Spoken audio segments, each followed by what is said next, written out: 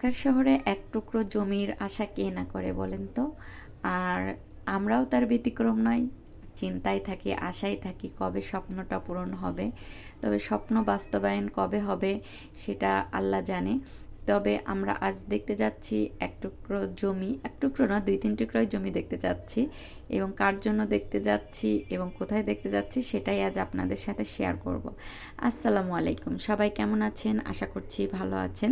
শুক্রবারের দিন সমস্ত কাজ শেষ করে বিকালের দিকে আমার মূলত আমার মামার জন্য একটা জমি দেখতে যাচ্ছিলাম। আসলে মামা যেহেতু ঢাকায় থাকে আমাদেরকে নিয়েই যাচ্ছিল, আর আমরাও দেখতে চাচ্ছিলাম যে আসলে জমি কেমন হয়, কত কি দাম হয়। ওই যে স্বপ্ন না, প্রথমেই বললাম স্বপ্ন কে না দেখে।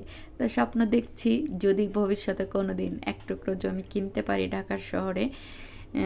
তো আজ অবশ্য আমাদের জন্য না, আজ আমার মামার জন্য এক টুকরো জমি দেখতে যাচ্ছি এবং সেটা আসলে আফতাবনগরের ভেতর দিয়ে মানে আফতাবনগরের পার হয়ে ওই পাশে অনেক দূর রিক্সায় যেতে হয়, ১৩০ টাকা ভাড়া। আর গ্রামের পরিবেশটা খুবই ভালো লাগছিল এবং রিক্সায় যে আমরা নৌকা ভ্রমণ করলাম, মানে অন্যরকম একটা মজা হচ্ছিল। মনে হচ্ছিল যে যদি আমরা কিছু এখানে এসে কিছু রান্না করে নিয়ে আসতে পারতাম তাহলে পিকনিক একটা ফিল আসতো। তো আমার সাথে গিয়েছিল আমার মামা। আর এই যে দেখতে পাচ্ছেন ইনি হলো, আমরা একসাথে জব করেছি, এখন ইনি জব ছেড়ে দিয়েছে। আমাদের স্কুলে একসাথে জব করতাম মিসের সাথে।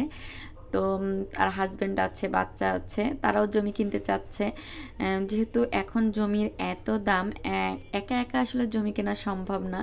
সেজন্য চাচ্ছিলাম যে মামা চাচ্ছিল যে ২-৩ জন মিলে জমি কেনার জন্য।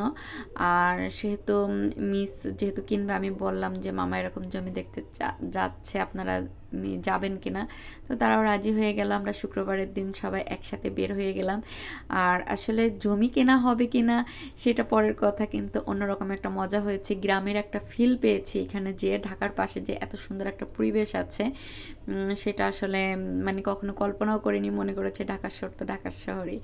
আর এই পানিটা যেহেতু এখন বেড়েছে সেই জন্য এরকম পরিষ্কার পানি মনে হচ্ছে। অন্য সময় নাকি যখন মানে পানিটা শুকিয়ে যায় তখন নাকি অনেক গন্ধ হয় পানিতে, পচা পানি হয়ে যায়। যাই হোক, এই যে আমরা বাঁশের একটা কি বলে ব্রিজ মতো চার বলে সেটা পার হচ্ছে। আর এই যে এইসব জমি আমাদের দেখাচ্ছিল, ওই পাশে মানুষ ছিল তো আমাদের দেখাচ্ছিল, আমরা এখানে জমি দেখছিলাম। একটা জমি অনেক বেশি পছন্দ হয়েছিল কিন্তু ওইটা অনেক ভেতরে। আর এখান দিয়ে যে যাচ্ছি এই জমিটা আসলে পানির ভিতর দেখিয়েছে।